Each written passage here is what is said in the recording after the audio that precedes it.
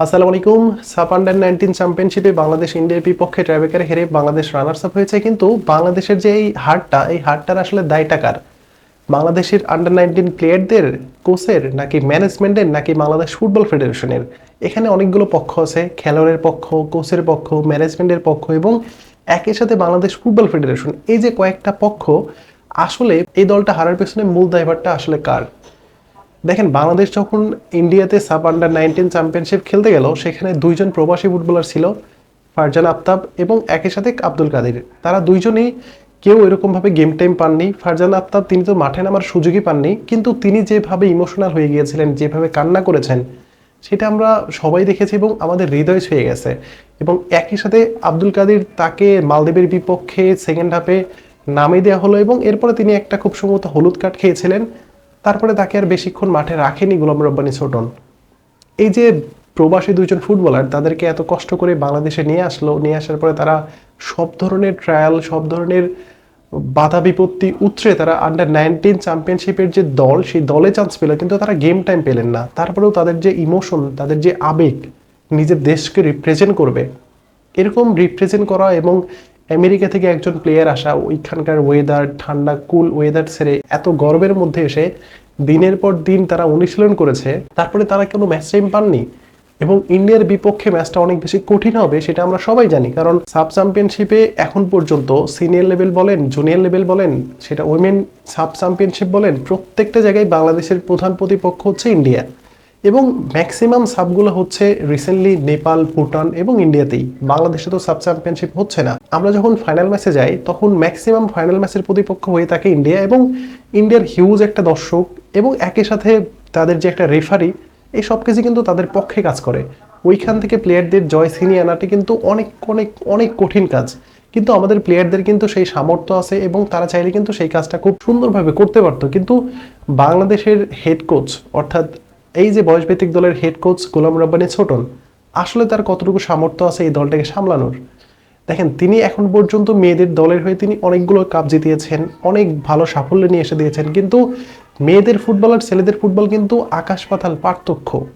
এবং মেয়েদের ফুটবলের স্টাইল যদি আপনি ছেলেদের ফুটবলে অ্যাপ্লাই করেন, তাহলে কিন্তু সেটা কোনোভাবেই মিলবে না অ্যাটলিস্ট। কারণ এখন হচ্ছে মডার্ন ফুটবলের যুগ, মডার্ন কোচিং সিস্টেম এবং মডার্নলি প্রত্যেকটা প্লেয়ারদেরকে ইন্ডিভিজুয়ালি তাদেরকে পারফরমেন্স করতে হয় এবং মাঠের ভিতরে এখনকার মডার্ন যুগের মতো করে তাদেরকে কাজ করতে হয়। কিন্তু বাংলাদেশ দলের যে বয়সভিত্তিক দল, সেই দলের প্রধান কোচ গোলাম রব্বানী ছোটন, এবং তিনি যে কাজটা করেছেন, প্রথমত এই দলটা যখন গত বছর under 17 FC Asian cup qualification খেলতে গিয়েছিলেন, সেখানে গিয়ে তারা কিন্তু দুর্দান্ত পারফরমেন্স করেছে। অল্পের জন্য তারা এশিয়ান কাপ কোয়ালিফিকেশন উতরে যেতে পারেনি, কিন্তু তাদের মধ্যে কিন্তু এই প্রমিজিং ভাবটা ছিল এবং সেই ম্যাচটাই সাব চ্যাম্পিয়নশিপে অংশগ্রহণ করেছে। কিন্তু সেই দলটার যে পারফরমেন্স ছিল আন্ডার 17-এ, সেই দলটা 19-এ এসে পুরোটা চেঞ্জ হয়ে গেল কেন? এই দলটা হচ্ছে একদম নিচে থেকে বিল্ড আপ ফুটবল খেলতে ভালোবাসে এবং তারা দুর্দান্ত ফুটবল খেলে, কিন্তু সেই দলটাকে ভেঙে চুরে ভুলভাল পাস, লং পাস, প্লেয়ারদেরকে অযথাই ডাকাডাকি, প্লেয়ারদেরকে বেশি উপরে উঠতে না দেয়া, আক্রমণে যাইতে বাধা দেয়া, এই সব কিছু কিন্তু গোলাম রব্বানী ছোটন তিনি ডাগআউট থেকে একা করে গেছেন। যারা খেলাগুলো দেখেছেন তারা খুব সুন্দরভাবে স্পষ্ট শুনতে পেরেছেন যে কখনো মোর্শেদ, ফয়সাল কাউকে উপরে উঠতে দেয়নি। এবং বাংলাদেশ গ্রুপ পর্বে মালদ্বীপের বিপক্ষে প্রথম ম্যাচে তারা 2-0 গোল ব্যবধানে এগিয়ে থাকার পরেও তারা কিন্তু সেই ম্যাচটা ড্র করেছে শুধুমাত্র ওই গোলাম রব্বানী ছোটনের একটা থিওরি অ্যাপ্লাইয়ের কারণে, যে তিনি এটি বিশ্বাস করেন যে দল তো 2-0 গোল ব্যবধানে এগিয়ে আছে, সো আমাকে ডিফেন্সিভ মাইন্ডে চলে আসতে হবে, আমাদের গোল না করলেও চলবে। কিন্তু অপোনেন্টকে যদি আপনি স্পেস দিয়ে রাখেন, তাহলে সেই স্পেসটা তো তারা কাজে লাগাবে, এবং সেইটা কাজে লাগিয়ে মালদ্বীপ তারা ম্যাচে ফিরেছিলেন এবং বাংলাদেশ সেখান থেকে 1 পয়েন্ট পেয়েছে। এরপরে ভুটানের বিপক্ষে বাংলাদেশের প্লেয়ারদের যে সামর্থ্য, তার থেকে ভুটানের ফুটবলের সামর্থ্য কিন্তু অনেক অনেক অনেক নিচে, কিন্তু তাদের বিপক্ষে মাত্র 3টা গোল, ফার্স্ট হাফে 2টা গোল এবং সেকেন্ড হাফে লাস্ট পর্যায়ে 1টা গোল। বাট আমরা চাইলে কিন্তু তাদেরকে 5 থেকে 6টা গোল দিতে পারতাম যদি ওই রকম আক্রমণ করতে পারতাম, কিন্তু সেই কাজটা আমরা করতে দিইনি।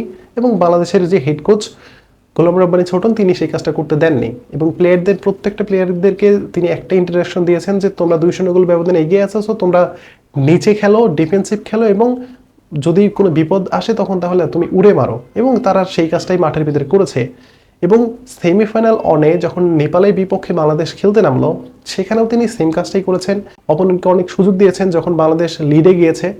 এবং নেপাল যদি আর 5টা মিনিট আগে গোল করতে পারতো, তাহলে এই ম্যাচের রেজাল্টটাও কিন্তু অন্যরকম হতে পারতো। এবং ফাইনাল ম্যাচের প্রতিপক্ষ আমরা অনুমেয় ছিল যে এই ম্যাচের প্রতিপক্ষ ইন্ডিয়াই হবে, কারণ সাফে এখন পর্যন্ত বাংলাদেশ যতবার ফাইনালে গিয়েছে প্রত্যেকবারই ম্যাক্সিমাম টাইমে তারা হচ্ছে ইন্ডিয়াকেই পেয়েছে এবং ইন্ডিয়ার সাথে তারা ফুটবলটা খেলেছে এবং ইন্ডিয়ার সাথে খেলে তারা কিন্তু কখনো চ্যাম্পিয়ন হয়েছে, কখনো রানার্স আপ হয়েছে, কখনো রেফারির ডিসিশন আমাদের পক্ষে আসেনি। এবং গতকালকের যে ম্যাচ, সেই ম্যাচেও কিন্তু এরকম একটা ঘটনা ঘটেছে। ম্যাচের একটা টাইমে বাংলাদেশি প্লেয়াররা থ্রোয়িং থেকে একটা গোল, সুন্দর গোল করে, কিন্তু ওইটাও কিন্তু ফাউলের কারণে গোলটা ক্যান্সেল করে দেয়। এবং অনেক সিদ্ধান্ত ছিল যেগুলো আসলে ইন্ডিয়ার পক্ষে চলে গেছে। বাংলাদেশের সাথে যা করা হয়েছে সেটা আমি আপনি সবাই দেখেছি। কিন্তু বাংলাদেশের প্রধান কোচ এবং গোলাম রব্বানী ছোটন তিনি যেভাবে প্লেয়ারদেরকে শিখিয়েছেন তার তো মাঠের ভিতরে সেই কাজ করবে। এবং আরেকটা মূল বিষয় সেটা হচ্ছে যে তিনি প্লেয়ার সাবস্টিটিউট করতে চান না। আমি জানি না কেন করতে চান না। এদের বয়স মাত্র 19 বছর বয়স, কারো বয়স 18, কারো বয়স 17।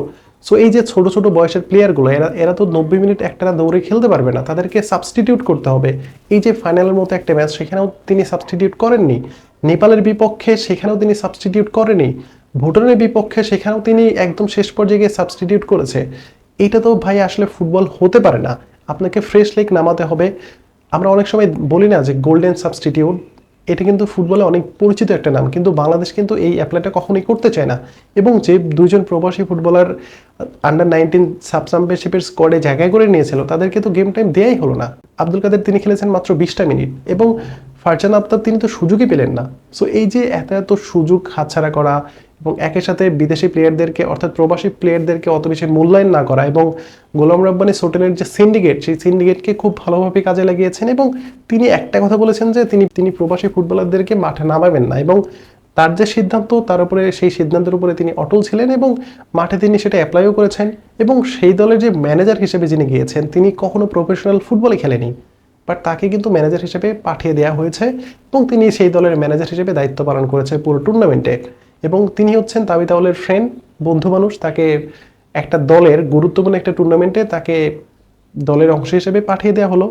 সেখানে তো আরও অনেক অনেক ভালো প্লেয়ার ছিল, সাবেক প্লেয়ার ছিল, চাইলে তাদেরকে আপনি দলের সাথে পাঠাতে পারতেন, তারা প্লেয়ারদেরকে ওইভাবে মনোবল ঠিক রাখার জন্য সবকিছু করতেন, কিন্তু সেই কাজটা কিন্তু করা হয়নি। একই সাথে প্লেয়ারদেরকে মাঠের ভিতরে ভুলভাল ইন্ট্রোডাকশন দেয়া এবং একই সাথে প্রত্যেকটা প্লেয়ারকে একটা মানে অদৃশ্য চাপ প্রয়োগ করা যে তোমরা লিডে আছো, তোমাদেরকে আক্রমণে যাইতে দেওয়া হবে না, তোমরা সবসময় ডিফেন্স করে যাবে, এবং অপোনেন্টকে সেই সুযোগটা দেয়া। ইন্ডিয়ার বিপক্ষে বাংলাদেশ যেভাবে খেলেছে তাতে করে বাংলাদেশ চাইলে এখানে কিন্তু রেগুলার টাইমের মধ্যে বাংলাদেশ সুন্দরভাবে ইজিলি গোল করে তারা ম্যাচটা জিতে আসতে পারতো, কিন্তু বাংলাদেশের কোচ সেইটা করতে দেয়নি। এবং তিনি কখনো চায়নি যে ইন্ডিয়াকে আক্রমণ করা এবং কাউন্টার অ্যাটাকে যাওয়া, এটা কখনোই তিনি চাননি। যতবার বাংলাদেশে পেয়ে বল এসেছে প্রত্যেকটা বারই বলটাকে তিনি স্লো করেছেন, খেলাটাকে স্লো করেছেন, হোল্ড করতে বলেছেন। এবং শেষ পর্যন্ত ট্রাইব্রেকারে গিয়ে বাংলাদেশ ম্যাচটা হেরে গেল। এবং এরপরে প্লেয়ারদের যে কান্না, ফারজান আফতাবের কান্না, আব্দুল কাদেরের কান্না, এই সব কিছু কিন্তু বাংলাদেশের প্রত্যেকটা ফুটবল প্রেমীদের একদম হৃদয় ছুঁয়ে গেছে যে ভাই তারা তো অন্য দেশ থেকে বাংলাদেশে এসেছে, তারা বাংলাদেশে বড় হয়নি, তারা বাইরের দেশে বড় হয়েছে, বাট তাদের যে ইমোশন সেটি কিন্তু ঠিকই কাজ করেছে, কিন্তু তাদেরকে গেম টাইমও দেওয়া হয়নি। সো এই যে প্রবাসীদের সাথে একটা সিন্ডিকেটের মাধ্যমে তাদেরকে দলে না নেওয়া এবং একই সাথে গোলাম রব্বানী ছোটনের যে 1980-90 সালের যে বস্তা বসা কোচিং সিস্টেম সেটাকে অ্যাপ্লাই করা, এই সব কিছু মিলে আমি একটা কথাই বলবো যে বাংলাদেশ এই টুর্নামেন্ট থেকে যা পেয়েছে সব কিছুই এই গোলাম রব্বানী ছোটনের কারণেই পেয়েছে।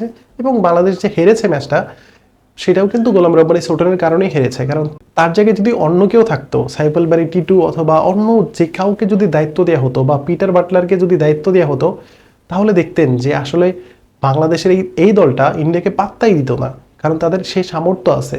বাট গোলাম রব্বানী ছোটন তিনি তার জেদ এবং তার যে কথা তার উপরে তিনি একদম অটল রেখেছেন, অটল থেকেছেন। সো বাংলাদেশ যা ফলাফল করেছে এখন সেটা নিয়ে সন্তুষ্ট থাকতে হবে। এখন দেখার বিষয় যে বাংলাদেশ ফুটবল ফেডারেশন থেকে তার বিরুদ্ধে কতটুকু অ্যাকশন নেওয়া হয়। আমি জানি না কতটুকু অ্যাকশন নেবে, বাট আশা করবো অ্যাকশন নেওয়া উচিত। আর প্রত্যেকটা ফুটবল প্রেমীদের এখান থেকে একটা স্লোগান ধরা উচিত যে সিন্ডিকেট হটাও, বাংলাদেশ ফুটবল বাঁচাও। আপনাদের মতামত আশা করছি। ধন্যবাদ সবাইকে।